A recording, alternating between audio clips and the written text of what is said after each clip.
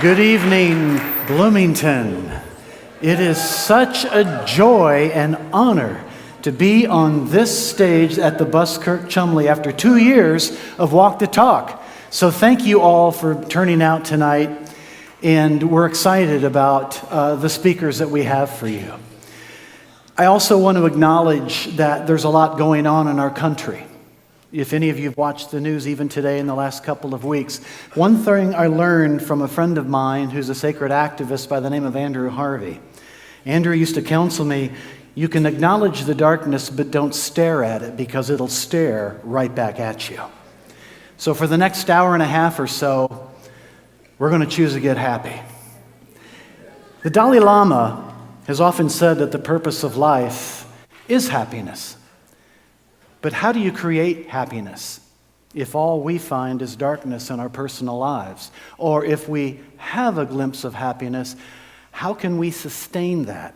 Well, the 6 people that we've chosen to be our speakers tonight will each give a very powerful and inspiring take on their journey to and with happiness.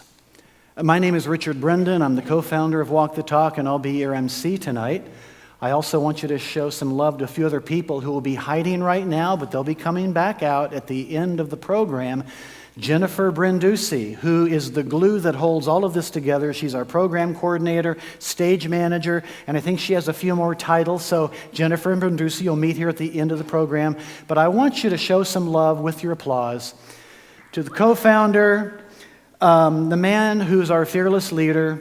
It was his vision to bring this program to Bloomington because he graduated from IU. Now, I want you to know that I was born a Hoosier, but I'm a Boilermaker by the grace of God. Okay. That was really brave. But also, Steve, for many years, owned the Bluebird nightclub here in Bloomington. So Bloomington's in his heart. He's been the owner of the Vogue nightclub for 33 years. But please show some love right now wherever he is. He'll hear it and feel it. Mr. Stephen Ross. All right, he's over there. Before we get started with the program, one of the cool things about auditioning, we auditioned down here in Bloomington, is we had a young lady who didn't make the cut, but she just about did. But what she impressed us with was this project that she had, where she was interviewing people really all over the world. And it's still in process of being done. But we wanted her to walk on stage now, just take a few minutes and share her story with you. And then we'll share a very short, about 40, 45-second video clip. So Jackie Halpern, if you could join me out here. Jackie Halpern, everybody. Thank you. Jackie, why don't you share with everybody what this is about, what they're going to see. So I'm very excited to share this with you. So this project has been going on for a little over a year, and it started with me asking a simple question that has essentially changed my life. And I had the opportunity my senior year of college, yes, I am out of college, in case you're wondering, to conduct a year-long research project with a PhD, and my topic of choosing was happiness. And fast forward a little bit, I did a lot of research, but what I started to find was that happiness was something that everybody wanted. It's something that's highly desired. Yeah. It's New York Times bestsellers. It's everywhere. Everybody wants it. Does everybody want happiness, I'm guessing? Yeah. And so I started to change up the way I asked my question, and I went away from asking questions like, what makes you happy, which was pretty easy, and rate your happiness, to define happiness. And so I figured if you're on a lifelong pursuit of happiness, if I intercept you just for a few minutes and ask you to give me a definition, should be pretty simple. But what I found was it wasn't. So the project I started a little over a year ago is called the Happiness Pursuits. It's one question, 500 people, and it's all in the pursuit of happiness, kind of on a mission to redefine the meaning and challenge the status quo. But the real magic, what you won't see with the project, is what happens off camera, and that's the power of what a simple question can do. Yeah. And so I'm extremely excited, and hopefully you are too, to share this teaser trailer with you. So if I've intrigued you enough, I encourage you to get your phones out if you're on social media. go to @TheHappinessPursuits on Instagram. It's thehappinesspursuits.com, and I hope you enjoy the teaser. And Steve and I also decided we wanted to share with all of you good folk that she could use some more funding to finish this project. So we didn't mind sharing that with all of you. And you can get a hold of her by also the website, which will be at the end of the video, correct? Should be. Okay. If for some reason it's not, it's thehappinesspursuits.com. There you go. Thank you very much. Here we go.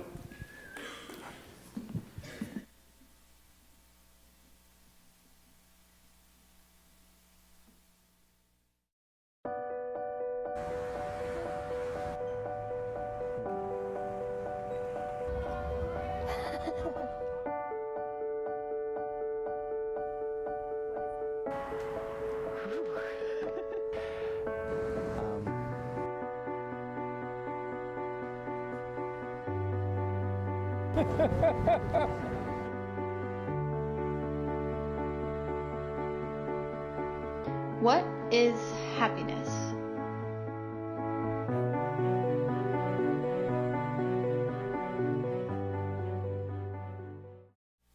Wow, now that's a teaser, I'll tell you, right? Okay. Oh, yes, Jackie. Wouldn't have known about that had she not auditioned for Walk the Talk. Okay, our first presenter. Wow, what a powerful story she had. I still remember the audition. It was amazing. She's a personal development coach. That's really cool. But what I really like is she's a co-founder of the Unleashed Woman. Yeah, can I get an amen on that? Yeah. All right. I think I can guarantee you that she's going to be coming out on this stage totally unleashed. Please give a warm round of applause for Bloomington's own Lindsay Vertner.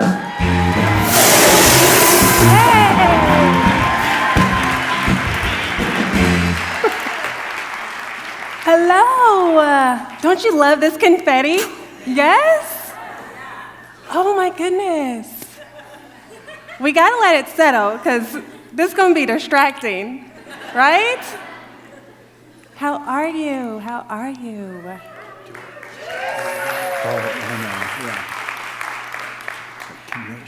Okay, do I have confetti in my hair? No, thanks. I do? Oh goodness. Thank you, I love you too. Okay.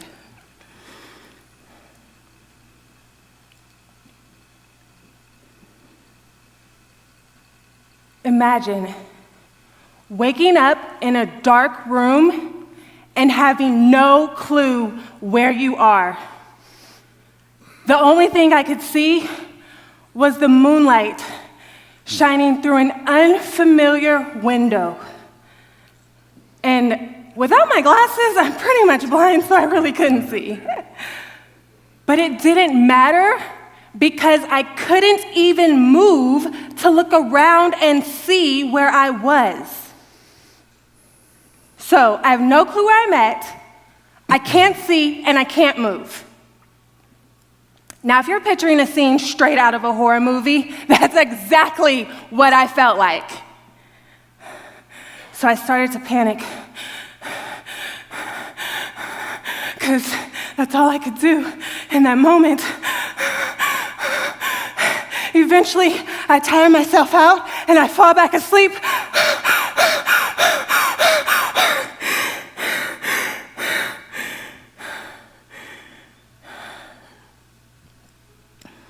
The next time I wake up, the sunlight is shining through that same unfamiliar window. So I wasn't dreaming. I still can't move and I still can't see. But this time, I hear voices. And I don't just mean in my head, thank you. A lady walks up and she says, "Why, hello. Can you tell me your name and today's date?" My name is Lindsay, and wait, what is going on? Now, that's what I said in my head, but in reality, all I said was, because there was a tube going down my throat, keeping me alive. I couldn't talk. Now, eventually, down the line, my mom helped me to communicate, and it was blink once for yes, blink twice for no. So the lady continues, and she says, why, bless your heart, you have been in a horrible car accident. And in that moment, she started to turn into Charlie Brown's teacher right before my eyes because all I heard was wah, wah, wah, wah, wah, wah, wah. And as I tried to remember the last things I did, I managed to catch her say the words, brain dead, brain trauma, paralyzed, miracle. Me? Brain dead?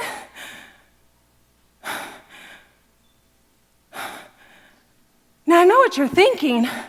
Why heavens to Betsy, Lindsay, this is supposed to be a story about happiness, and this sounds absolutely terrible.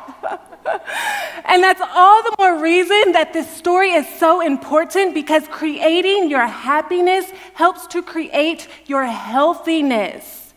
Creating happiness creates healthiness, and it starts with a healthy mind. Now, the typical reaction after hearing something like that is to have a complete meltdown, but instead, all I could think about was, thank God I'm alive. Thank God I'm alive. Thank God I'm alive. And thank God that I wasn't tied up and kidnapped by some crazy murderer or anything. I still couldn't move, but at least I was safe in a hospital. According to a recent Harris poll, 2 out of every 3 people are unhappy in their lives. That means if you're the happy one, the person to the right and the left of you is not.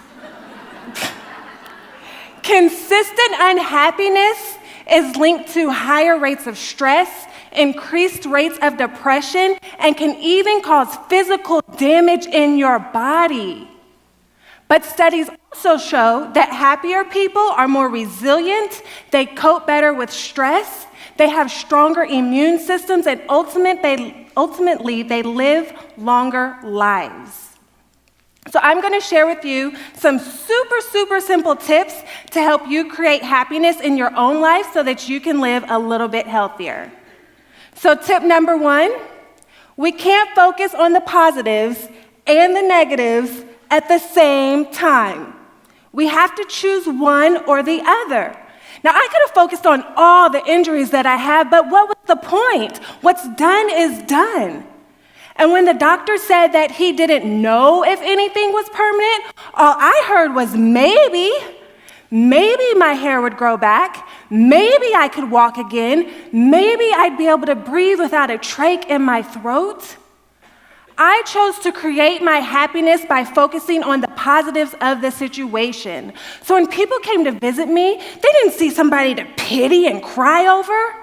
Instead, they saw me smiling, and it made them smile, and everybody was smiling, and this is me smiling. Now, believe it or not, this is actually a great picture because it was their 3rd attempt at taking me off of life support, and I was finally breathing on my own. Creating happiness creates healthiness, a healthy mind, and a healthy body. Now, my recovery was nothing short of amazing. I had a great team of doctors and therapists, but they can only do so much. You have to want to get better for yourself. And my happy and healthy mind wanted a happy and healthy body to match. Yes, it's true. Now, you may have heard where they will do some research experiments and they'll give some of their sick patients a sugar pill that has no medicine in it, and every time they do that, at least 1/3 of those patients will still get better, even though they never received medicine. It was simply because they believed they would get better and they were committed to that belief. So tip number 2, be committed. You have to be committed to creating your happiness. I was committed to creating happiness in my mind, and it overflowed to my physical healing process. For weeks, I was in therapy from 7 a.m. to 6 p.m., 7 days a week. I didn't get a skip day. And because of that, I went from being pronounced brain dead on multiple occasions and paralyzed to exactly 1 month's time, I walked out of the hospital. Yes, thank you. Well, technically I was wheeled in a wheelchair because hospital policy and stuff, but once I got to a certain point, I wobbled the rest of the way. Think about it. Have you ever noticed how two people can get the exact same cold, one gets better in 2 days and the other gets better in 2 weeks? That's because the 2-day person was committed to focusing on getting better, while the 2-week person was committed to focusing on every new symptom that they had. Creating happiness creates healthiness. Healthy mind, healthy body, and a healthy environment. Now, I'm absolutely convinced that creating my happiness got me a little extra special treatment while I was in the hospital. Now, usually healthcare workers, they argue over what patient they don't want, but in my case, everybody wanted to have me as their patient because happiness is infectious. I was pleasant to be around, and because I was so happy, it influenced how they responded and spent their time around me. I was pleasant to be around, and they were more willing to spend more time near me. More time near me meant they got to know me and my body at a deeper level. If I were a grumpy patient, then they would have rushed in, treated me, and rushed out. Nobody wants to be around a Debbie Downer, right? No.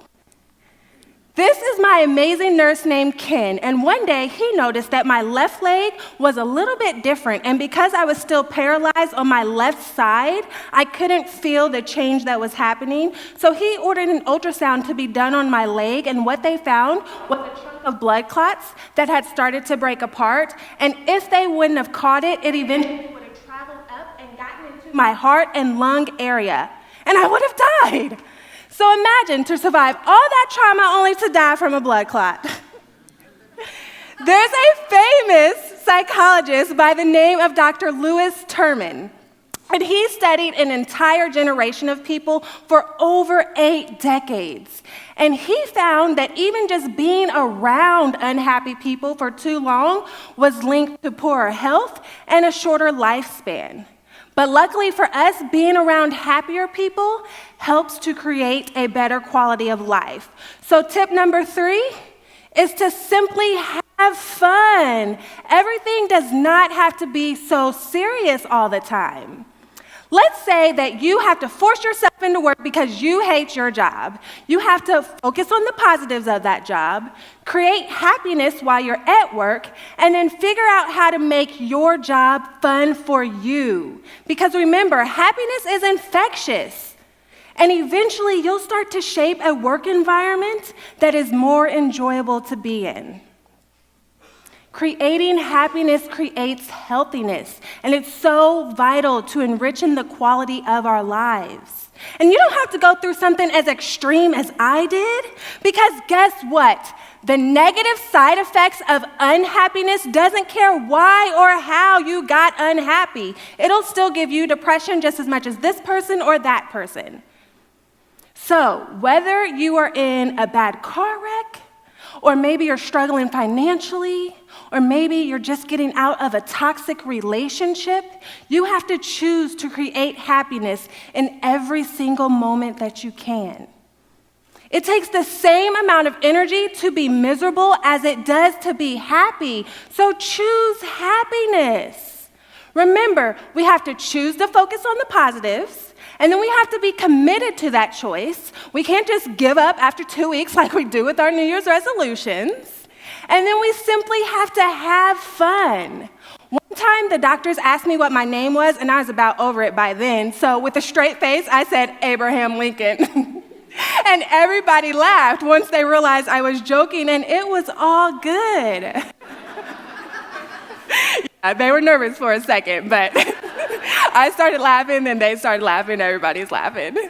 So remember, It starts in our minds, overflows to our bodies, overflows to our environment and those around us, and the happiness returns right back to us. It's like a happiness cycle. Healthy mind, healthy body, healthy environment. So say it with me one last time. Creating happiness creates healthiness. Thank you.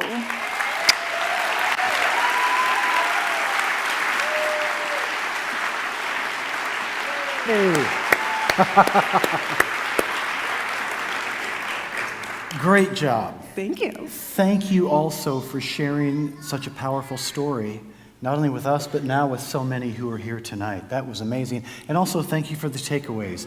Very practical. Lindsay Vertner, everybody. Thank you. God bless.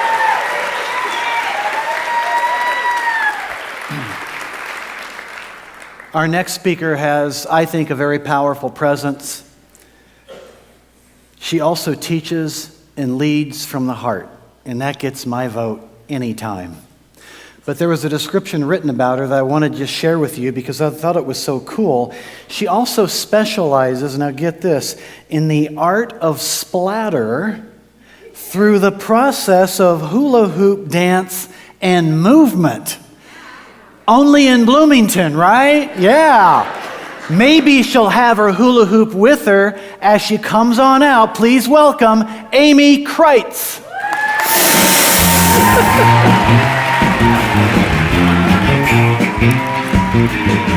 Hello! You all look wonderful. I just gotta say that. And this makes it even better. All right, now I'll let it settle too. See if I can see anybody out there. Oh, I love you, all of you. All right, Project Happiness. Who is happy tonight? I'm happy. Ow! All right, so one more time. Show me your hands if you've ever sat and thought or wondered what makes you happy. Any hands? If you're not raising your hands, I will assume that you are in your happy space, you're texting, or you're sleeping. If that's the case, wake up. We're having a happy time here, okay? I understand it's very, very easy for us to talk about what doesn't make us happy, right? We can do that all day long, and we often do. I associate that feeling with one of fleeting happiness. That's feeling separate from or far away from obtaining happiness. So I wonder if you sat a little longer in this thought of what makes you happy, if you could paint it into some kind of a picture, put it into words or some form of context. Could you describe it right now to me? I get it. It's really not that easy to do in one word or thought form. But have you tried? Have you tried? I get, too, that it's a very frustrating question to ask, what makes you happy? Bless my husband, he's out here somewhere. He understands that because I've asked it about 1,000,000 times over the last. It's true. Oh, there we go. I almost lost you guys. So I wondered, I started to think to myself, is there a project for it? I can tell you, if there was one, I was bound and determined to discover it. The only thing is like finding in the middle or on completing these projects were these moments of fleeting happiness, and it was very frustrating. It only took me, 42 projects, only 6 of those in the picture there, to figure out that happiness is actually this natural state of being. It was devastating for me to discover this because that meant I had to take accountability. Oftentimes, that fleeting happiness, it was just easier for me to choose and succumb to. But I also discovered something else. I did find that there was this way to identify what my happiness looked like from the inside out. Not defined by anybody or anything, but from within my heart and my joy for living. I was learning that I could actually co-create a life I wanted to live instead of just live this life I thought I had no choice to. If you're like me, system and formula, ooh, yeah, sure, I get it. The proof is in the pudding. It truly is. And so you have a choice to make tonight. What you take from myself and the other guest speakers, Well, that is completely 100% up to you. You should know it is my intention, though, that I do leave you with this system and formula that's helped me. And the goal is that you can incorporate it into your life and start to incorporate it into your life and start to identify what this happiness looks like for you. So you can co-create more of it into your life, because no one can define that but you. So you should know, though, it's like any other system or a new boss. Anybody ever had a new boss in here? Oh, sometimes it can be scary, right? New systems don't work if you don't implement them, all right? And the boss, it's usually easier to get to know them after time, and the same with the system. The more you use it, the easier it gets. It's the same thing with your root happiness, right? It's a little hard at first. You got to be kind with yourself and other people while you learn and seek out and search this happiness. But once you find it, watch out, world, because it is going to pour out from you. It's going to affect the people you love, like your spouse. I love you so much. Your family, your neighbors, your coworkers, even the strangers you pass by on the street. Now, I have practically been creating happiness of some form since 1984. My name is Amy Kreitz. Some of you may know me formerly by Goodman, while others just might know me as my performance name, Photo Club. And if you catch me on a very special, rare occasion, you just might catch me in this majestical unicorn outfit in the front. And let me tell you, I say identify your happiness. I didn't say people wouldn't look at you like you're crazy or join you in your fun. So where are my friends at? Let's hear some noise, because I know you're out there. Yes, that's right. I love it. You know what else is fun is this outfit. This outfit right here, it's actually titled Happiness, which makes me a trained professional at creating happiness. I only say that because I did collaborate with the very talented Regina Sweet. There's my girl, I hear. Oh, you're just representing. That's good, that's good. She's wonderful. So this was one piece of 3 that she actually entered in on this stage in 2017 for the Trash and Refashion show. I thought Happiness was the perfect name because it was this beautiful collaboration of friendship and art, right? Regina being the designer of this beautiful gown, but myself being the splatter artist that creates it through that process, that little movement you saw in the beginning. That action right there. So maybe you can sit with me in this feeling for a moment of what I might have felt when I received an email from Walk the Talk guest speaker series asking me to audition. I knew it was meant to be, not just because I received the email, but because also I had planted this seed just 2 years ago to become a motivational, inspirational speaker, something I had no idea what I was doing. I was very afraid of and very intimidated by, but I knew I wanted it. And so here I am with you guys tonight, and I'm so happy to be here. It wasn't actually until I picked this little guy up, not that I can get a hold of it, that I did discover more than just this toy. So many people probably look at this and think, well, it's just a plastic circle, no big deal. But it was more than that. I was 26, I'd never hula hooped before. It was something new for me. I was trying something outside of my comfort zone, testing and exploring, and what I found was far more than a toy. I didn't get to this system and formula easy, okay? Like many of you can probably relate to, I faced tragedies and hardships, unexpected events that completely redirected my life, oftentimes into these projects. And they were life-changing. This one in particular, it helped me discover a part of myself I didn't know existed, and gave me an outlet to express it for the first time, and a community of family and friends to share it with, the beautiful Hutsucker Posse. Now, if you've ever tried something new and you've loved it, then you have probably wanted more of it. You know what I'm saying? More happy, more dance, more fun, whatever it is. So I was ready to do more, and I had started performing from group performances to solo performances. My skills improved, and so did my desire to play with new props. That's right, from this hula hoop to fire hula hoops, LED hula hoops. But it wasn't until I discovered my love for hula hoop painting that things really changed.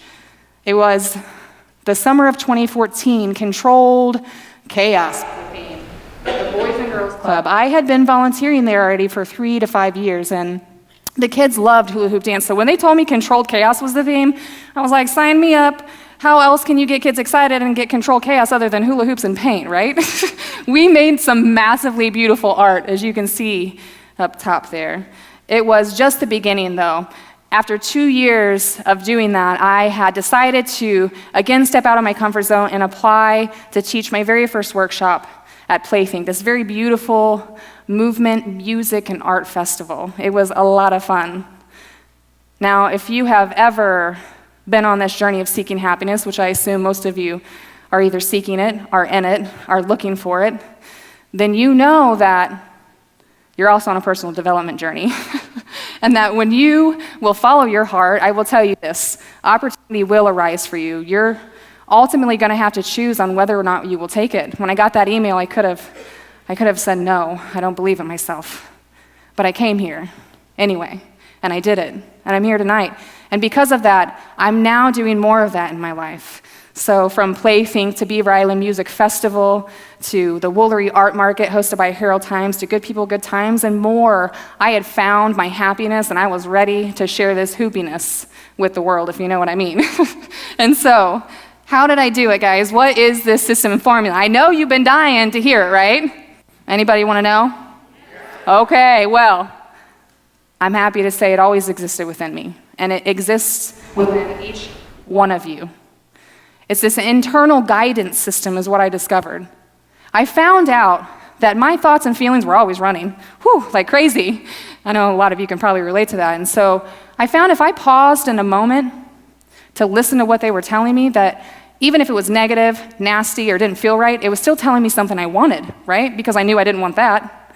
And so I found out it was influencing my words and actions. And when I figured that out, I thought, well, if I can pause on my thoughts and my feelings, then I can choose better words and actions to create more of what I actually do want in my life. And it worked. So your thoughts and feelings, they're influencing your words and your actions. They're actually telling a story. So what story are you telling? Are you happy? Are you sad? Are you angry? Isn't it that feeling of happiness or sadness or anger that makes you aware of it? And what does it tell you at the root? That you want more, right? You want more happiness when it's fleeting, more peace in time of war, more love when it feels so distant from you. Good. That is awareness. And it's the first A of the 3 A's of self-love I discovered to help me use my guidance system. But I'll tell you, awareness at just that is just awareness. It takes accountability and action to help you to continue to co-create what you do desire in your life. And that's what I learned. We could empower ourselves with our thoughts and our feelings to choose better words and actions to align us and what we desire. And I want to share something with you guys before I wrap up here, okay? I had a friend, Melissa Laster, who I just met recently. She's a very talented artist. Love her to death. If you're out there, Melissa, you're awesome. So what I want to share with you is this. She posted in January 1st, she said, I'm going to post one picture of happy a day. One picture. Her reasoning was this, because not every day is full of happiness, right? But there's at least one moment of happiness in every day. One moment in every day. I love her focus on at least finding that happiness. And I told you guys you would have a choice to make, and it's this. How will you co-create happiness? What projects will you discover and choose to share with the world? Will you dive into this internal guidance system and use the self-A of the three A's of self-love and really help you to paint that into the world? The world really is waiting. We really do need you to find that space. And so I really want to highly encourage you guys to go out and do that today. Paint that picture into the world because we are waiting. And one more thing. Thank you for sharing in this moment. And if you guys don't mind, I'd really love to take a selfie right now to mark this moment of happiness. So if you're a friend or you just feel happy and you want in on this action, I'd love for you to stand up or sit down, however you guys want to roll. Everybody say happy. Woo! Happy! Oh, you guys are the best. Thank you so much for coming. Thank you so much for being you. You are a part of this happiness. We love you. Oh, I guess I need the hula hoop. Unless Amy, anybody else wants to have fun. Yeah, please don't forget the hula hoop. Amy, as one who lives in Bloomington, what was it like to finally be able to speak, to share your story on this stage? Amazing, and just everything I had hoped for and more. Yeah. I can't tell you how important it is for me as a person and all this experience to have the opportunity to reach out to people, because it isn't easy for all of us, and so we need that connection. Awesome. And I'm so grateful. Amy Kreitz, everybody. Thank you so much. Thank you, Amy. Thank you.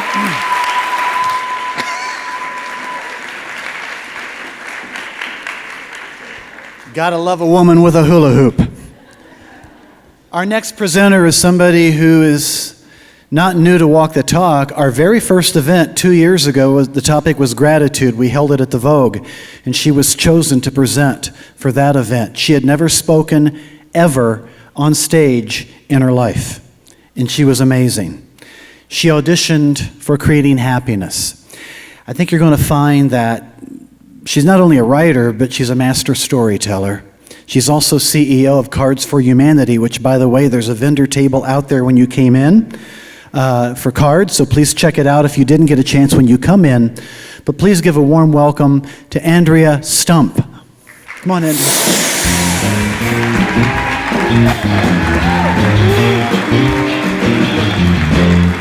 Wow, it's so good to sort of see everybody here tonight. I do have a story that I'd like to share with you. When I was 27 years old, I used to fantasize every single day about getting in a car accident. At every red light on my way to work, I would just sit and hope that when the light turned green, some car would come through the intersection and come slamming into me so that I could be whisked away to the hospital and I wouldn't have to go to work that day and I wouldn't have to deal with my life one more minute. Because at that time, I was about as miserable as I'd ever been.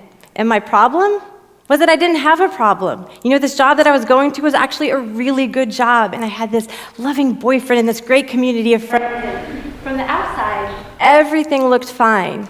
But on the inside, I felt empty and like something was missing.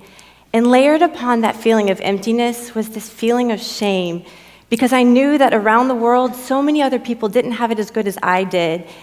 And I was actually really blessed, and it made me feel really ungrateful. And, you know, when you're fantasizing about lying in a hospital bed somewhere instead of fantasizing about lying on a beach somewhere, that should be a wake-up call, but it wasn't. And I went through this every day for 2 more years. And it wasn't until soon after my 29th birthday, something finally clicked, and I realized I can't wait for something to happen to me. I have to go out there and create happiness for myself. So I wanted to move forward, and my only thought was to go backwards. I thought back to the last time that I was actually happy. And sadly, it was almost 4 years earlier when I was backpacking around Central America and I'd found this little meditation center in Guatemala. So it took a few months, but I quit that job, I broke up with that boyfriend, and I jumped on a plane and I headed right back down to Guatemala, hoping that when I got to that meditation center, happiness would be waiting for me there. And it worked. Because I did yoga every morning, and I meditated every single night, and I met friends from all around the world, and we talked about really interesting things, and the last 40 days we spent in silent meditation. And you know what they say about meditation, where this like happiness just bubbles up inside of you? Well, it's true, because I remember sitting one day just staring at this tree, and it was kind of sparkly, and I just started crying, because I'd never been that just naturally happy in my entire life. And a few months later, when I'm traveling in Mexico, I decided I needed to do another 40 days because 40 days isn't enough. 2's better. And in fact, in 9 months of travel, I spent more than 100 days in silence because I really just loved that feeling that was coming from within me.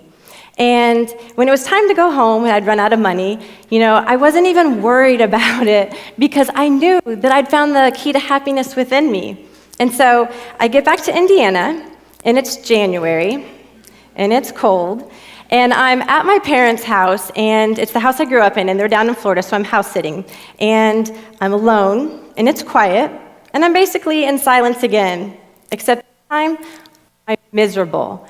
And I remember trying to meditate and trying to find that happiness again, but I couldn't find it. And, you know, I started to panic and thought, oh my God, I lost it. And I started to panic so much that my hair started to fall out. And I remember thinking, losing my hair, I must be losing my mind, what am I gonna do? But I knew that happiness was still out there somewhere for me. And so I sucked it up, I chopped off all my hair, and a couple months later, I'm back on a plane, except this time, I'm gonna go to Thailand. Because somebody had told me once that all you have to do to find happiness is just follow your bliss. And my bliss was gonna take me to this little tropical island in Thailand, where I was gonna study yoga every morning and become a mystical dancer. I took this 6-week course with 25 other amazing women, and we danced 6 days out of the week. We wore coin belts, we call each other goddesses, and it was so much fun. And I thought, oh my God, happiness is so simple. You just have to do what you love. And it's true, until the course ended, and then one by one, the goddesses left the island, but since I'd bought a one-way ticket, I stayed there. And after a few weeks, I found myself alone in my bungalow again, and I felt that unhappiness creeping in that shame of knowing that, oh my God, I'm living on a tropical island. This should be the happiest moment of my life, and I'm unhappy? Something must be wrong with me. And I remember calling my best friend Nikki out in California and saying, Nikki, I don't understand. Maybe happiness isn't meant for me because I'm living on a tropical island and I'm still miserable. Like, what is wrong with me? And so, that call to my friend Nikki, I think was also a call to the universe, because about a week later, I got another call. And it was from my yoga teacher, this fiery Italian man named Andrea. And he says, hey, I'd like to come up to your bungalow and make you dinner and get to know you a little bit better. And I thought, well, I'm just up here crying alone, so why not? So he comes up to my bungalow, and we share this amazing dinner, and we sit in my hammock underneath the stars, and we talked until 4 a.m. And then when it's kind of late and he needs to go, we get up, and he walks me to the door, and he leans in, and he kisses me, and he says, I think I'm falling in love with you. And I thought, oh my God, I think I'm falling in love with you too, because I felt these butterflies come up, and this must be destiny, because his name's Andrea and my name's Andrea, sort of, and I read Eat, Pray, Love. I know how this goes. This is the end of the story. I meet the man, and it's happily ever after from here on out. And so a couple weeks later, when he's like, come live with me in Italy, I'm like, of course I'll come live with you in Italy. And he's like, let's go teach yoga in India. And I was like, yes, let's teach yoga in India.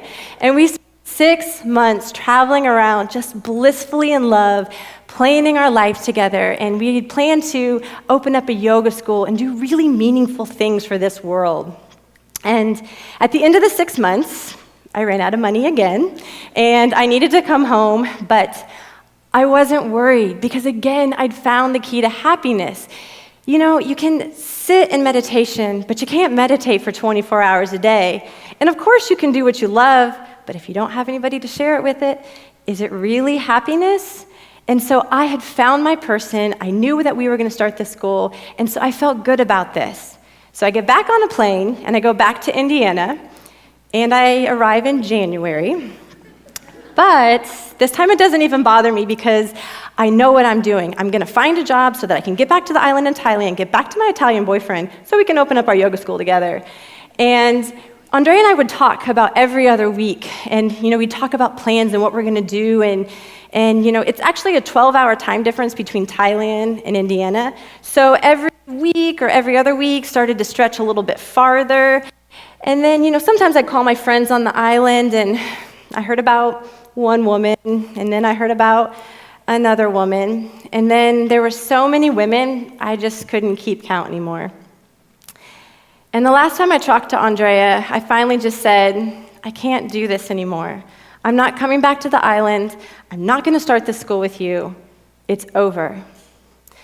And there I was, back in Indiana, back at my house alone, and I think I was probably as miserable as I'd ever been, because I was running out of ideas. I couldn't jump back on a plane and go somewhere, and my heart was broken. I didn't want to fall in love again. I couldn't even think about that. I didn't know what else to do, and yet here I was, still unhappy.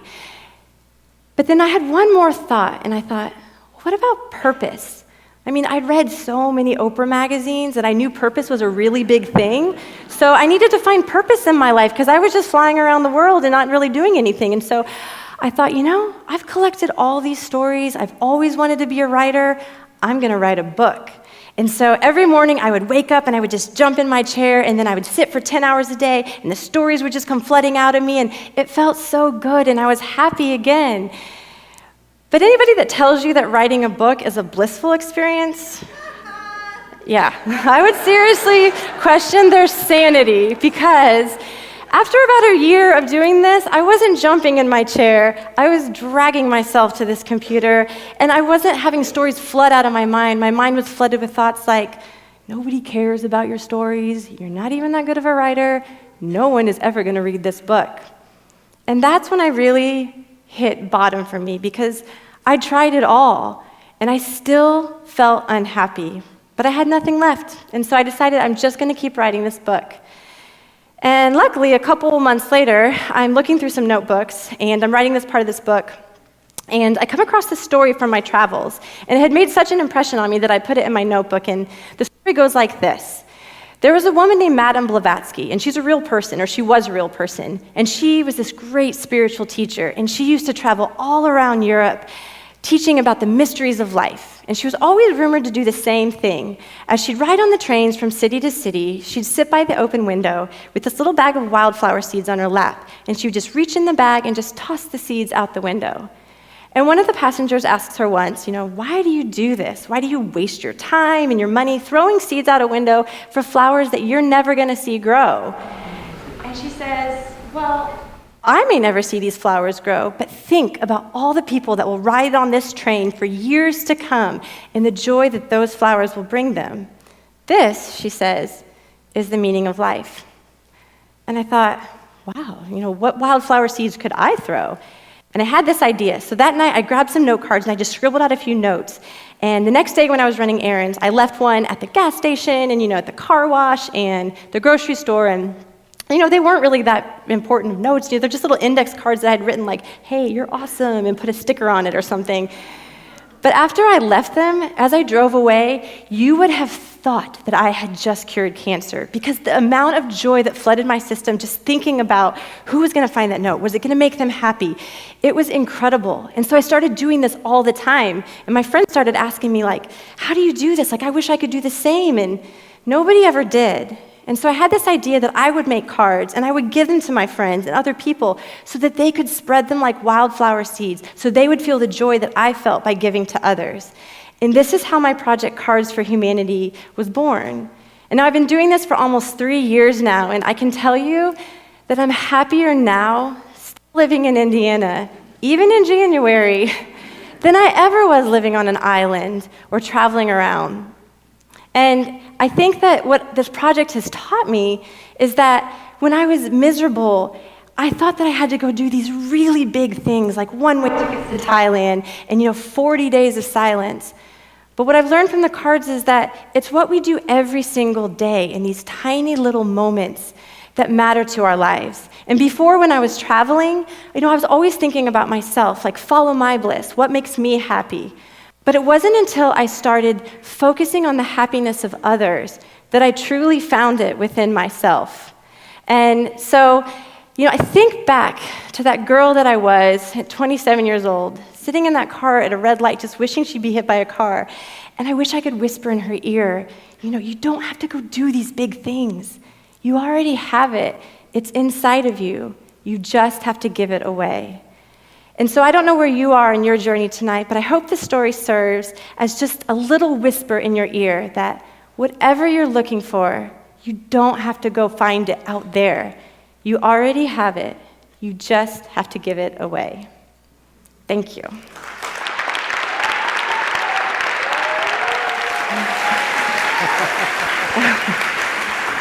Jennifer Branducci, everybody. Andrew, that was great. That was great. You were amazing on the stage of the Vogue. How did it feel being here as well? Oh, it's wonderful. There's such a great energy here. I can feel it. And what would you like to say about the Cards for Humanity, which are out in the foyer? So, since I found such happiness from giving that, please stop by the table at the end. I would love to give each of you a card that you can then give to another and experience the same joy in your life. And because Steve and I love you so much, as a gift, and it's a surprise, we flew in Andrea to be here tonight. Andrea, come on down. No, you can stay right just there. kidding. It's fine. Okay. All right, Andrea Stump, everybody. All right, thank you.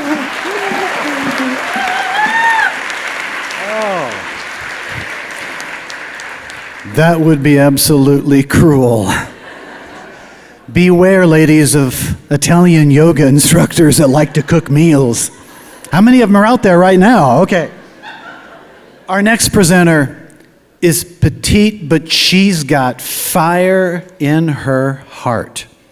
She's not only a reigning pageant queen. We've never had a reigning pageant queen before with Walk the Talk. Pretty impressive. But I think even more than that, she is the founder of an all-girls mentoring program called Outspoken Girl. We need more outspoken girls. As a father of 2 daughters, we need more outspoken girls, outspoken women in this world today. She's not outspoken, though, but she's very powerful, and she's got a story to tell, and she's going to tell it tonight here at the Buskirk Chumley. Please welcome Angel SAMONE to the stage.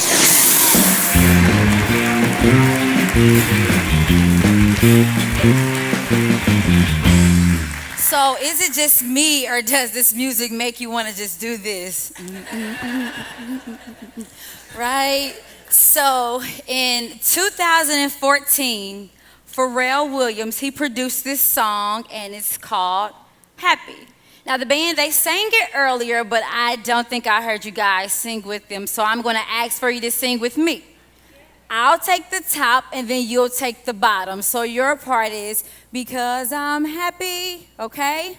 So clap along if you feel like a room without a roof. Clap along if you know that happiness is the truth. Clap along if you know what happiness is to you. Clap along if you feel like that's what you want to do, because I'm happy. You see, happiness is a journey. It's not a destination. But at some point in our life, we've grown to believe that our happiness lies within one particular moment. We've grown to believe that when we have no more college debt, then we'll finally be happy. We've grown to believe that when we get married, or even when we get divorced, that we'll finally be happy. We've grown to believe that when X, Y, or A, B, and C happen, then our happiness will finally happen. But I've come to bring you some unorthodox thinking to help you understand that happiness is this continuous process of our constant state of becoming. We are constantly becoming husbands and wives, mothers and fathers, college students, grandparents, and so forth. But if we say, I'd be happy when, then we're actually limiting our happiness. You see, there's no one size fits all for happiness, but rather what makes you happy and what makes you happy might not make me happy. But we have to understand that happiness is cultivated and is created within, and that it has absolutely nothing to do with anything that's tangible or anything that we could purchase, because those things will lose its value. If we begin to place our happiness into people, then when those people leave, guess what happens? So goes our happiness. If we place our happiness into a car, a job, a certain social status, then when that no longer brings the same value, then so goes our happiness. If you don't believe me, I'll prove it to you. When I was 15 years old, I wanted nothing more than to turn 16. See, what you don't know is that I couldn't have a boyfriend until I was 16. I couldn't drive until I was 16. I couldn't get a job until I was 16. So I said when I was 15 that when I turn 16, I'm going to give me a Monte Carlo or a Mustang. I'm going to get that fine boy that sat in the front row in third period, and I'm going to have the job that I want and make whatever amount of money that I want. I turned 16, y'all. I got a 93 Cadillac Fleetwood that had mirror tint windows that had a terrible overheating problem.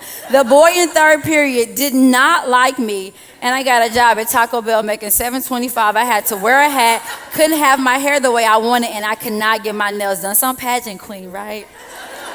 So I said, okay, Jesus, maybe it's not 16, it's gotta be 18, because everybody that's 18 and older appears to be happy. So I turned 18, I went off to college, and depression set in, stress set in, financial aid set in, and another boy that I liked did not like me set in as well. So I said, where is this happiness that I chased after ever since I was 15 years old? I said, I know what it is. In college, everybody that graduates and gets their degree finally is happy, right? Oh my goodness, I can't wait till I get my diploma. That's what we say. I graduated with my bachelor's degree, and I said, I'm going to be the best radio personality. I'm going to go on CNN. I found myself teaching snotty-nosed kids. It was just like an epic failure, like this thing that I was chasing called happiness still was not there. I found myself driving home one day so depressed and sad, crying, praying and asking God to reveal to me the secrets to happiness. And he said to me, my child, you are chasing after things that have no value, that the happiness that you are looking for lies within you. Why want something to bring you happiness when you can bring it happiness? Why wait for something to come to you when you can walk this earth bringing happiness with you? So I said, okay, it has nothing to do with materialistic things. It has nothing to do with a guy. It has nothing to do with a job. So what is it? And he said, it lies within. It's when you line up your mind, your will, and your emotions with what I want for you and what I have for you. So I said, okay. Thank you for asking me, how do I get there? This is the good crowd, so I'm going to give you 3 ways that you can create the happiness that you want. The first thing that you have to do is accept what was. In life, we make many mistakes. But if we continue to beat ourselves up about the things that we've done, then we'll never get anywhere. You have to accept maybe, thank you. You have to accept maybe the family that you were born into. You see, I had to accept the fact that maybe I was going to have the body the size of a 5th grade-year-old boy for the rest of my life. And that maybe my bra size may never exceed a B cup, and I would never have a big butt. I had to accept the fact that for the rest of my life, I was going to be an African-American female, and that maybe in some rooms I may make some people uncomfortable. But I had to accept those things. After accepting what was, you have to be grateful for what is. You see, I have a 600 square foot apartment and a 2010 Impala that could not get me here, but I take care of it as if it is a 2018 BMW and that I have a condo at home. I scrub them floors as if it's mine. After being grateful for what is, you have to look forward for what's ahead. In life, there are so many great things that are set aside for you. So I learned to wake up and say that I have a purpose on my life. Somebody is depending on me to inhale and exhale today. Someone is depending on me to encourage them. Someone is depending on me to make them happy. Someone is depending on me to make a difference in this world. So each and every day, although all days are not perfect, I have to wake up and tell myself that I have a purpose. You see, we have to stop allowing others dictate our happiness. People don't like your hair, who cares? People don't like the job that you have, who cares? People don't want to ride with you because they don't like the music that you listen to, or maybe your car got a rattle like mine, who cares? But we have to stop allowing others to dictate our happiness for us. Because if we place our happiness in people, as stated before, when they leave, guess what happens? Your happiness goes with them. One of my favorite books in the Bible was Proverbs. So Proverbs chapter 17, verse 22 says, being cheerful or happy keeps you healthy. I believe Lindsay said it earlier, creating happiness creates healthiness. But it is a slow death to be gloomy all the time. Has anybody ever been in a room with someone who's constantly sad and gloomy? They're slowly killing themselves. So in Deuteronomy chapter 30, verse 19, it says, choose life and all of its blessings. Not only is happiness cultivated and created within you, but it's a choice. Something bad can happen to you or something unfortunate can occur in your life, but you have the option to choose to be happy or to choose to be sad. Now, don't get me wrong. I'm not saying that clothes, cars, and money and men and women can't bring us happiness, but why not have happiness before those things come? Don't wait for those things to come to make you happy. Rather, create the happiness for yourself, and then when it comes, it's going to add more happiness to you. This guy here, Nick, he's a motivational speaker, and he was born with just a torso. You see this little foot that he has here? He called it his nugget.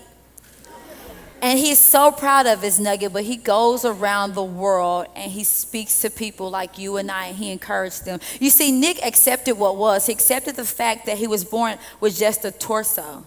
He was grateful that he did not lose his life, but he looked forward that he could go across the globe and encourage so many people.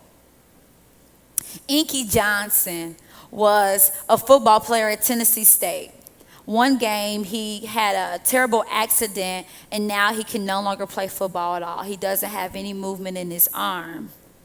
And Inky, he accepted what was. He accepted the fact that after his injury, no one would ever want him to play for their team. But he was grateful that he was able to live, and he too is one of the highest paid inspirational speakers there are. Last but certainly not least, one of my favorite, Dr. Eric Thomas. He goes across the world and he tells a story of how he was a high school dropout and how after he got his GED, it took him 12 years to get his bachelor's degree. See, many of us are upset about 5 and 6. It took him 12 years to get his bachelor's degree, but one thing he always states is that on his diploma, there is not a date. On his diploma, it doesn't say how many years it took him to get it. But it took him 12 years to get it. He's got his PhD, and now he also goes across the world inspiring people like you and I. You see, these three great men, they understood that happiness did not lie within the people that they surrounded themselves with, but it lied within themselves. It lied within the heart. Dr. Seuss says, "Today you are you, that is truer than true. No one alive is youer than you." So you can bring the happiness with you. You can bring the happiness into your job. You can bring the happiness into your marriage. Your children may be bothering you and getting on your nerves, and maybe you're saying, I can't wait until they get out this house. But you can bring that happiness back into the house with your children. Children, you can bring that happiness into the home with your mom and with your dad and with your grandparents. Don't wait until you graduate. Don't wait until you get that job. Don't wait until you get married. Don't wait until that debt is canceled. I want my debt to be canceled, but I'm not going to wait until it's canceled before I'm happy. I am a national reigning pageant queen, and it took me 3 years to get a crown. But throughout those 3 years, I found happiness along the way. I still don't have that boy from 3rd grade. I'm a state employee, so we don't make much, but I'm grateful for that as well. And I still don't have the car that I want, but I promise you I'll walk this earth as if I bring happiness with me everywhere I go. And you can do the same thing as well.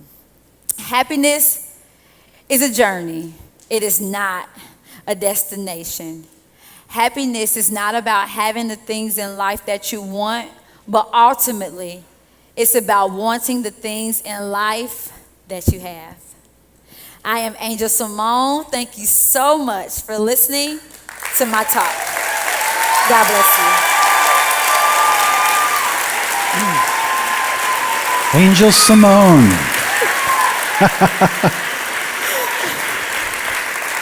Thank you so much. That was awesome. One of the things you enjoy doing is helping people discover their life purpose. Absolutely. How would you describe your life purpose? My life purpose is honestly taking all of the mistakes that I've made and using them to help others. I've made so many mistakes in life. I'm not always proud of those, but because of those mistakes, I am able to tell someone, hey, I've been there, okay? It's going to be okay. Or I've been there, don't go that way as well. So I've learned, it's like my life, I'm standing on a mountain of mistakes. Yeah. And God's light is shining off of me. Amen. Angel, thank you so much. Thank you so much. Okay, blessings to you.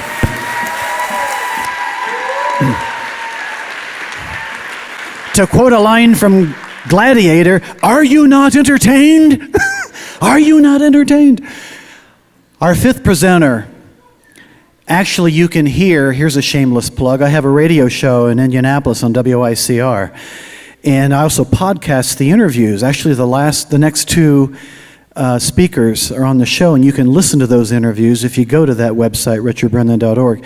This next presenter has a powerful presence. She really has a gift, and what I love so much about her is she's very humble with that gift. Bloomington is kind of an adopted home of several that she has. She's been crisscrossing the country in her RV. Her beloved cat that's been with her all these years, the day before audition for this, passed away. She was grieving, but she came in and auditioned, and it was so powerful, then she went back to grieving again. I also want to share that she's the author, because she's been on a national book tour, of Break Through Your Threshold, a manual for faith-based manifestation and co-creating with God. I wanted to get the title right, but I've read the book. It's a great book. I think you're going to be inspired by what she has to say. So please welcome and show a lot of love to J. Ma.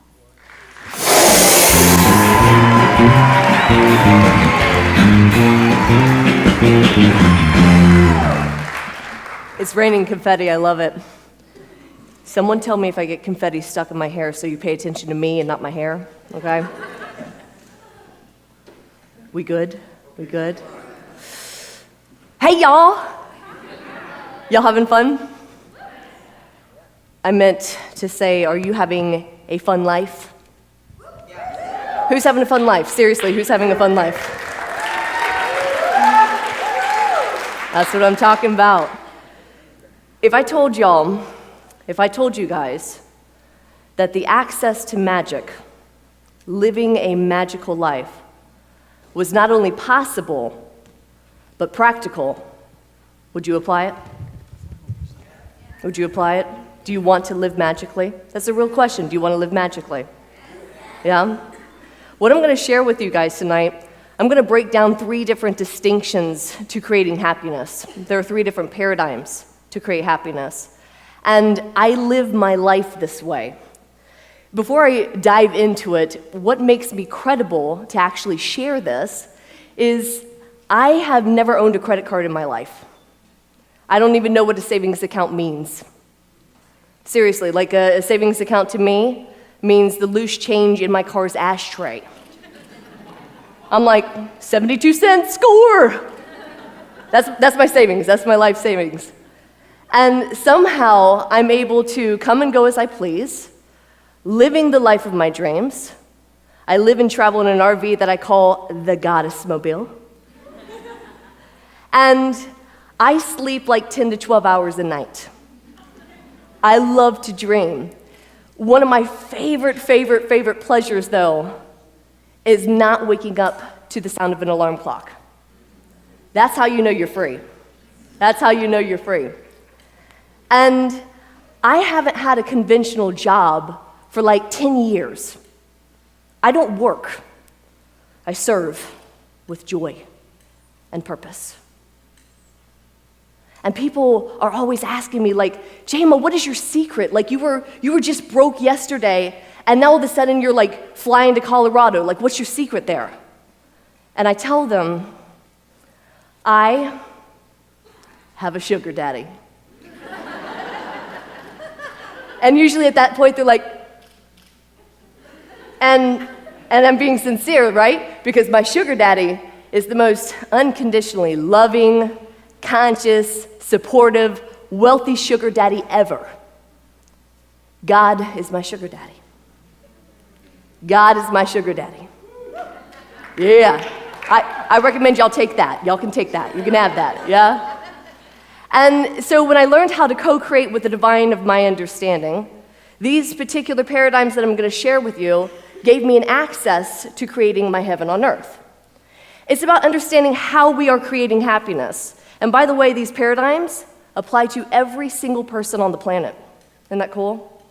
And I also give you my personal guarantee that if you're willing to practice over and over and over the paradigm of enlightenment, I promise you, you will live a life of magic. I promise you that. Y'all ready for the paradigms?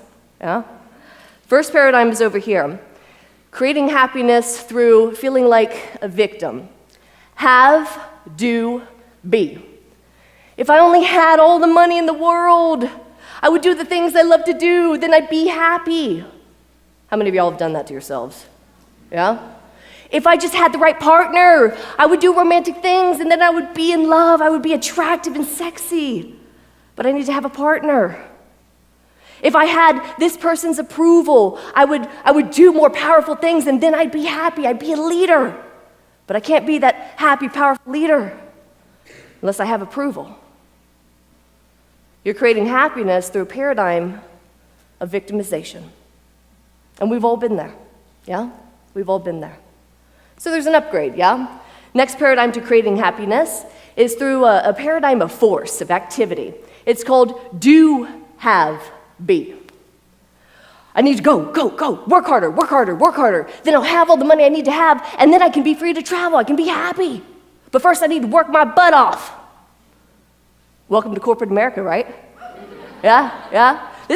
Our Western culture actually thrives this way, yeah? Go, work, and then I'll have what I need to have, and then I can be happy. How many of y'all do that? How many of y'all do that, yeah? Here's the thing, most people call that empowerment. That's not empowerment. That's you being a control freak. Yeah? That's you manipulating results into fruition. And you can do that. We have power. You can make things happen. But if you're creating happiness from the do, have, be paradigm, you will burn yourself out. This is exactly why people stop setting goals, because they're tired. They know they can do it, but they're exhausted. Can you relate with that? Yeah? All right, y'all ready for the meat and potatoes? The Enlightenment paradigm. Be, do, have. It starts with the essence, the consciousness is in the being. You be happy. You be powerful. You be trusting. That beingness is the qualities of your soul, and you have the right to access them anytime you choose to. And when you do access that way of beingness, then you're going to do the things that a happy, powerful, loving person will do. And then you will have a reality that a happy, powerful, loving person would have if you're being happy, powerful, and loving. Does that make sense? Make sense, right? Makes sense, yeah, simple, right? Easier said than done. Easier said than done, and here's why. Here's why.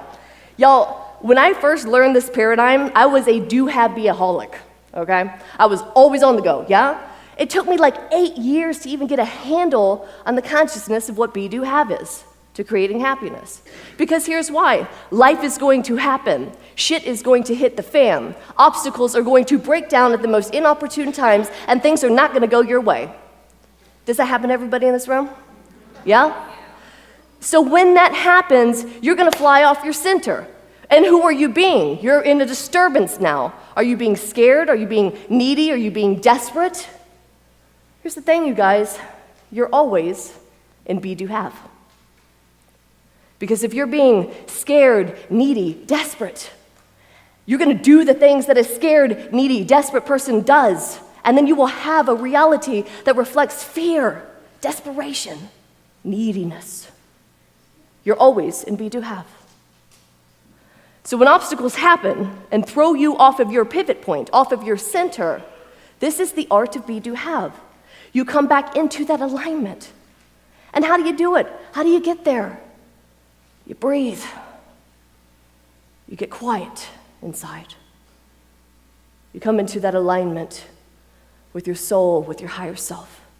And you wait. I don't care if you need to cry out rivers. I don't care if you need to pray or meditate or do EFT. Y'all know what that is, right? You know, EFT, right? Tapping all over yourself. You know, I love and forgive myself. I love and forgive myself, right? Do whatever you need to do. Do whatever you need to do. You need to move your body, dance, you know. Do whatever you need to do to come into that alignment with your higher self, with your soul. Y'all like that, right? I can get a little crazy, I know. You look good. Thank you. I wore a dress to cover it up a little bit. When you come into that beingness by feeling your disturbance and falling within, and when you come into alignment and it's a genuine alignment of happiness. It's a genuine alignment of trust. Then you're going to do the things that a happy, trusting person does. And then you're going to have a reality that a happy, trusting person would have. You guys see how that works? Yeah? Let me give a quick story about this. So I told you I drive the Goddess Mobile all across the country, right? And I remember my very first tour, I was terrified. I'm on my 4th national book tour. That's the only reason why I'm in Bloomington right now, y'all, by the way. Like, I'm so happy to be here, too. When I auditioned and they were crazy enough to let me be on stage, I actually decided to stay because I was going to Kansas after this. But when I first started my book tour a couple years ago, guys, I had to go through my J curve of learning. Y'all know what that is? You feel like you get stupider before you get smarter? J curve, right? And I was scared, you guys. I was scared, and so I had a gig. I was from Gainesville, Florida. I had a gig planted in Atlanta, and just one. And then 5 weeks later, I had another gig planned in Atlanta. I had nothing else on the books. And I was taking my childhood friend, and between the both of us, she also doesn't own a credit card, by the way, right? And between the both of us, I think we had about a half a tank of gas and about $100 to our name combined. I didn't even know if I was gonna get to Atlanta, right? Y'all ain't gonna lie, I was here, I was like, we need to have more money. What were we thinking? Oh my God, this is insane. We need to have more gigs booked. If we have more gigs booked, then we can go on this tour, and then we can be happy. Guys, I teach this crap. And I was there, right? Right? Here's the thing, though. True mastery is not about being perfect. It's about being conscious. Yeah? Yeah? I became conscious of what I was doing. So I upgraded to do, have, be. And then I was like, I know what we need to do. I know what we need to do. Let's go sell our clothes. If we sell our clothes at the consignment store, then we'll have some money, and then we can be free to travel. I know what else we need to do. Let's go call some healing centers and churches, and once we have more gigs booked, then we could be free to travel. We could be happy. Now, y'all, my mom would have thought that was a great idea, right? There you go, kiddo. There you go. Now you're empowered. Now, guys, but here's where we stop when we co-create. We stop right here. And I was a do, have, be. I went into prayer. And I connected with the divine. I was like, all right, God, I'm sure you have a better way, but I think my idea is a really great idea. I think I should really sell my clothes. Ooh. And I felt that disturbance, and then I relaxed inside. And when I relaxed, I genuinely touched upon and anchored in the qualities of trust, curiosity, and adventure. Trust. You know what, God? You haven't failed me. I have no reason to doubt you now. Curiosity. I don't know how you're going to bail me out of this time, God. What you got? What you got? Because I screwed up. What you got? The spirit of adventure. I told my friend, I was like, you know what? Let's just go. I mean, what's the worst that can happen? We don't even make it up to Atlanta and run out of gas, and we have to hitchhike home with 3 cats. That'll be a crazy Facebook post. Let's do it. And she's like my childhood friend, so we're like bad influences on each other. So she's like, yeah. And when I came into that alignment of being, what action step do you think I took? What was the doing? Drive. And then I had a tour that unfolded week by week. It just somehow worked. Every single week, we had a gig in Tennessee, North Carolina, South Carolina, Georgia. It was incredible. We always ate incredible food, drank wonderful wine, and we only ran out of gas twice.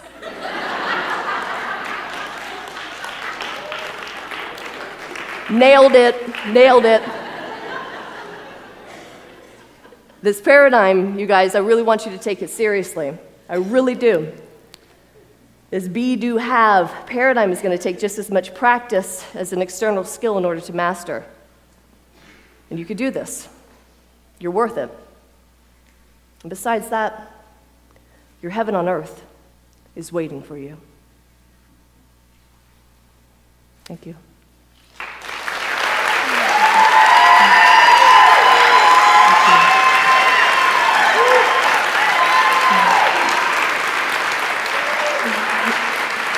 J-Ma, everybody. You live by faith. I do. You really believe that God provides all your needs. It's true. You don't have a bank account or credit card. That's You right. travel in your RV, crisscrossing all across the country. We don't have time to share a lot of the stories that you shared in the radio interview. Right. But I do want to bring something up that's important, having worked with a lot of spiritual teachers in Indy who come in, and that is you've written an amazing book. Thank you. And I encourage people to take a look at it and to buy a copy, but just share briefly what that book could do for them. Okay. Well, I asked you, do you want to live a life of magic or not? Yeah? In Breakthrough Your Threshold, I share the exact treasure map of how I live my life. And there's tons of stories and healing examples and tools and paradigms that will help you shift through those barriers of consciousness, because your obstacles will come up. And it's about aligning into be, do, have, and I show you how to co-create with your source and really allowing heaven on earth in. So that's all in Breakthrough Your Threshold. And one more thing, if you'd also like to be invited to a workshop of mine, I left an email list out there. I'll be heading to Kansas in a couple weeks, so I'm only here for a few more weeks, and I'd love to have you. Thank you. J-Ma, everybody. Thank you. Thank you, J-Ma. Thank you. I'm convinced that our last presenter is the Kevin Bacon of Bloomington. I have a lot of friends down here. I love coming down to B-Town. And I swear, every one of them either knows this woman or knows someone who knows this woman. Now, maybe it's because she's a certified life coach, she's a facilitator, she's a Reiki healer, she's the founder of Joy Potential. She and her husband have this amazing ministry for couples, thriving relationships, yada, yada, yada. But it's more than that. She models joy. She's the real deal. She not only has a powerful presence, but has a powerful story to tell. And it's because of that it's a joy and indeed an honor that she's now part of the Walk the Talk tribe. Please show a lot of love to Christine Earthhart.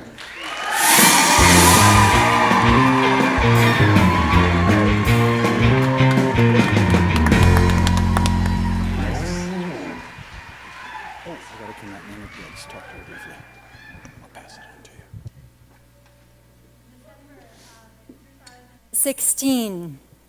Our son woke up from the sound of what he said sounded like a bowling ball being dropped from the ceiling. That was the sound of my head hitting our tile floor after going unconscious from a seizure. I wasn't responding to my husband's attempts to wake me long enough for him to call 911 and to wonder if he may be losing me. 8 years ago, I started developing what are called temporal lobe seizures. These may be different than the seizures that you're used to because there aren't any convulsions involved. With temporal lobe seizures, you run this risk of them worsening over time and beginning to impair a variety of your functions. I'd never before gone unconscious from one of these, so this was a big deal. I'm laying on our couch moments after this happened, feeling the magnitude of what this could mean in my life. Would I suddenly start going unconscious at unexpected and unpredictable moments? Would I be able to drive again? Would I still be able to live my purpose, the single most important thing to me? And do I have a tumor in my brain, one of the main listed causes for seizures? I'm sure you all can relate to those seemingly life-altering moments and the wondering of what they will mean in our lives. And I noticed that as I laid there scanning the possibilities of my fate, is that I felt this overwhelming peace. And I have to say, even though I'm a joy coach and a joy teacher for a living, and I've spent my adult life cultivating joy from the inside out, I was still struck by just how unshakable my happiness felt. And I realized that I could trace it back to this one overriding conviction that I hold at the heart and center of my life. There are gifts in everyone and everything, if we see them.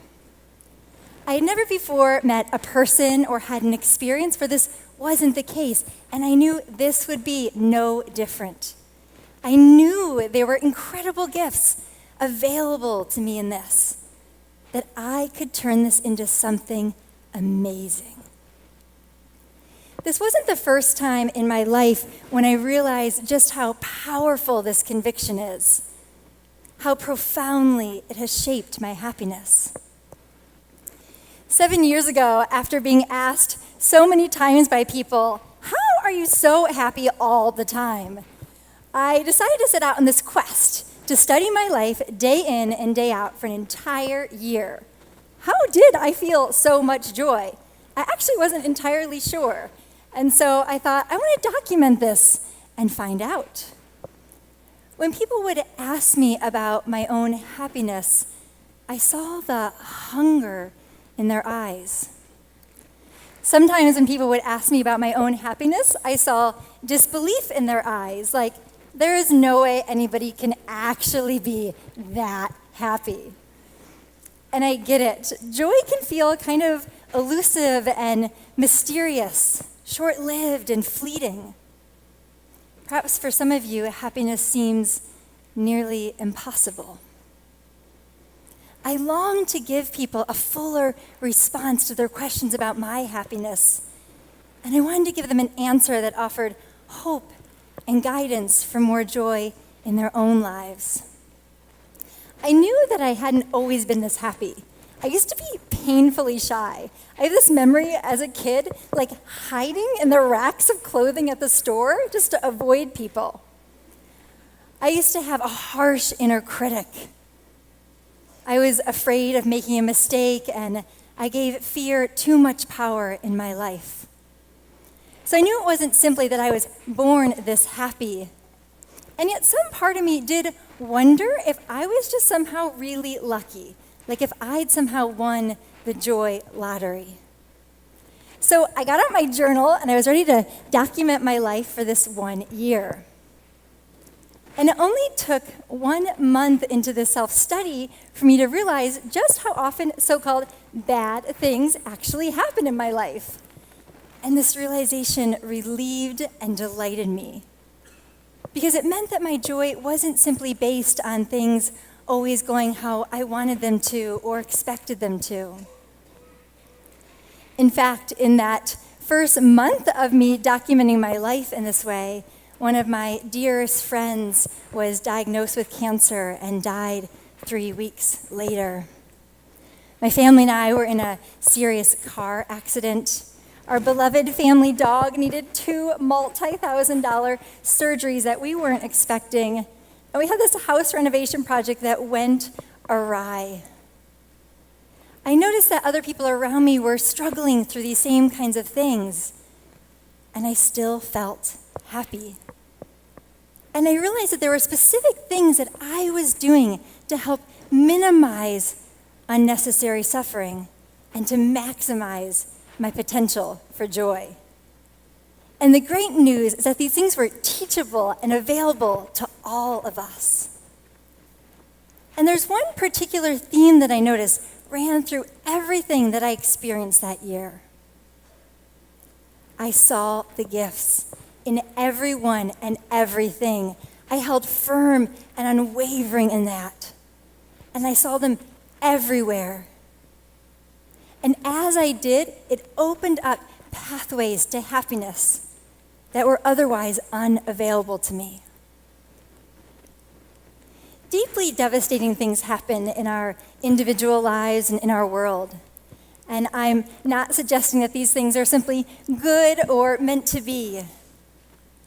I would never want to invalidate or dismiss or undermine anyone's pain. When I'm working with my clients who are navigating a difficult thing that's happened in their life, what I tell them is this: it happened, and it was hard. So we might as well suck it dry of every possible good thing that it can offer you and others for the rest of your life. Because we humans really are so powerful.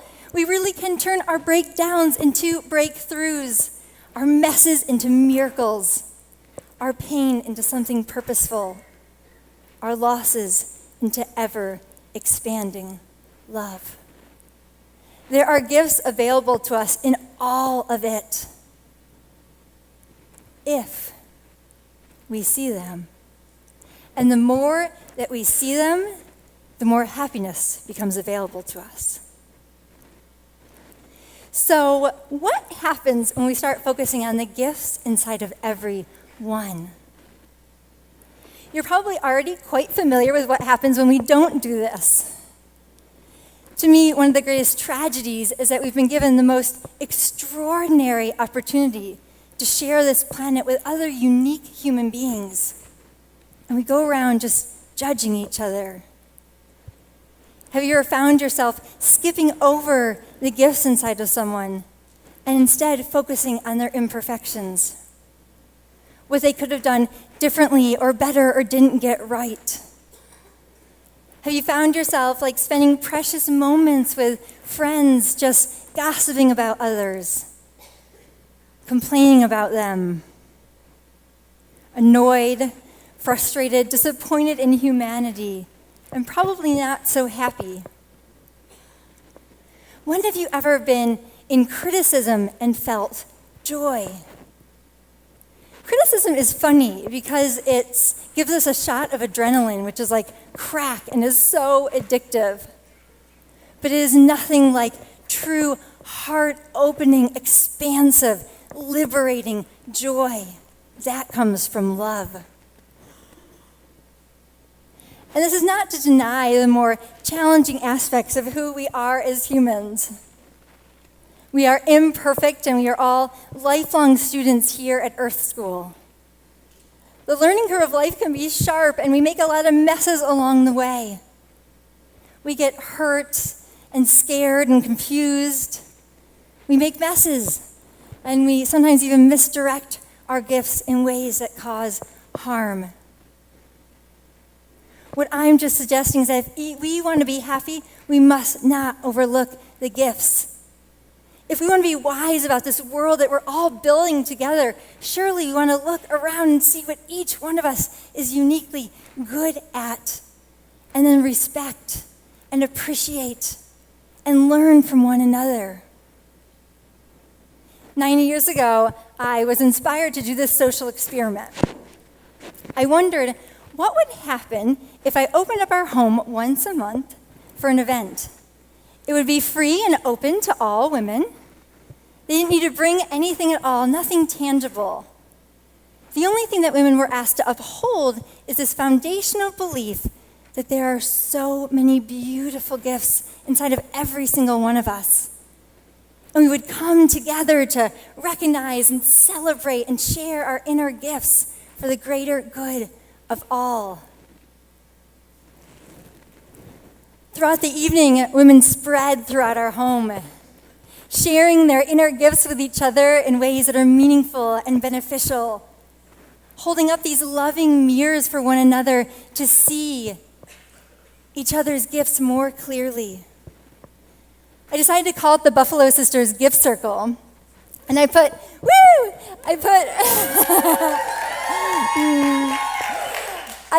buffalo in the name to represent the abundance we experience when we give thanks for everything that is already within and all around us. We've been gathering now for 9 years every month, and hundreds of women have participated. This circle has proven time and time again what I hoped in my heart was true. When we choose to focus on the gifts inside of everyone, we begin to look out and see all around us, inside of everyone, these treasure chests of things to teach us and inspire us, to contribute to the collective and bring balance to the world.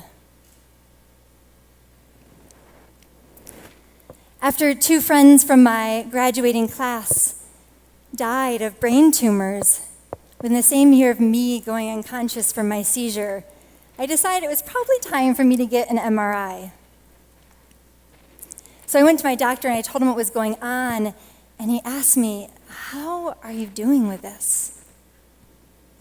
And I told him with clarity and conviction, I knew they were incredible gifts.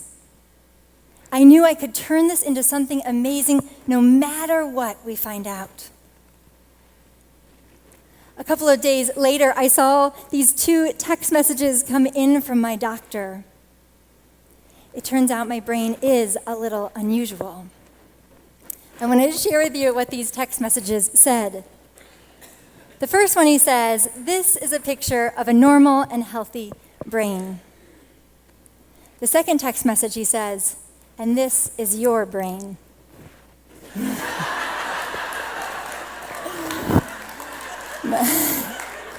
My dear doctor, in all of his years of giving back test results, had never before pasted colorful emojis on top.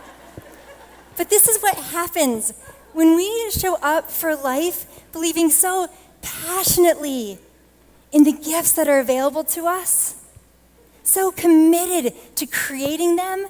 Life delivers and starts playing with us. I'm so incredibly grateful I don't have a tumor in my brain. So grateful. I do, however, have a seizure disorder, and I could spend the next few hours telling you of all the magnificent gifts that have come from that. I've gotten to learn so much more about these fascinating brains we all have. I've taken my health to a whole new level. I feel ever more awe of the preciousness of this miraculous gift of life.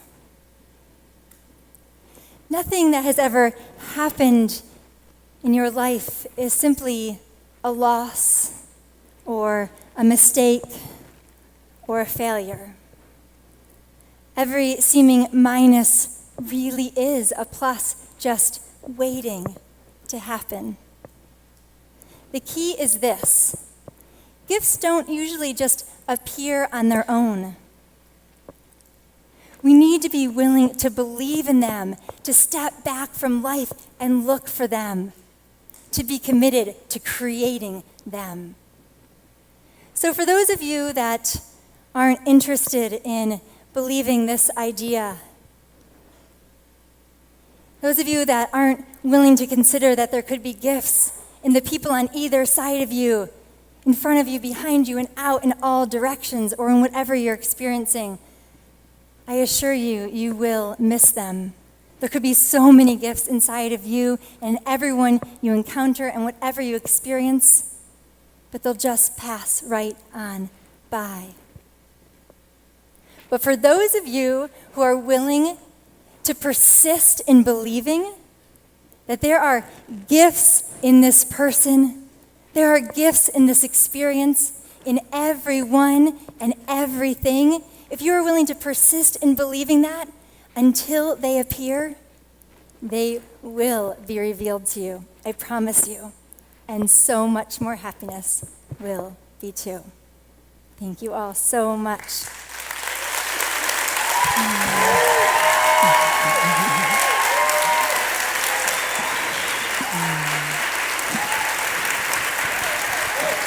Christine Earthart. Now, for more information, please share just one of your 3 websites. So the one most relative to tonight would be it's joypotential.com. And it's all about how to create lasting joy from the inside out, which is my great wish for all of you. Wonderful. That was amazing. Thank you, Christine. Can I have all of our speakers come out on stage, including Jennifer Brindisi and Mr. Stephen Ross?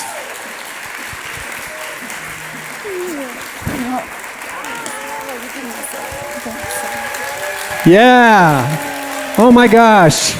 Wow. You guys take a bow, please. Take a bow.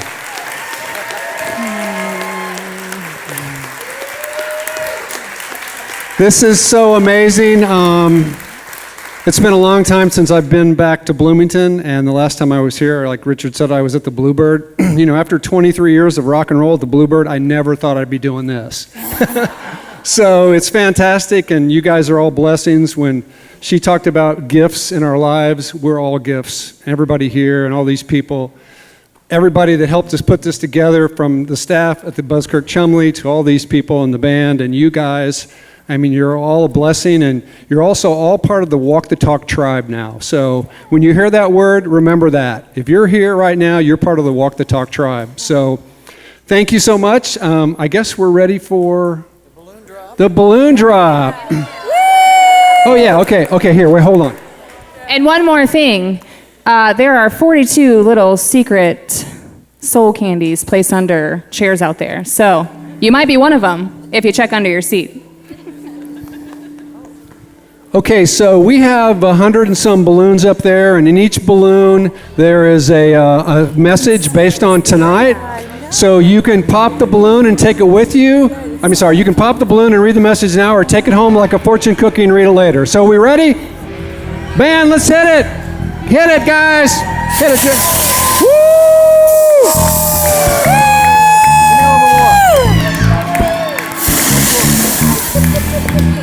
Yeah, thank you.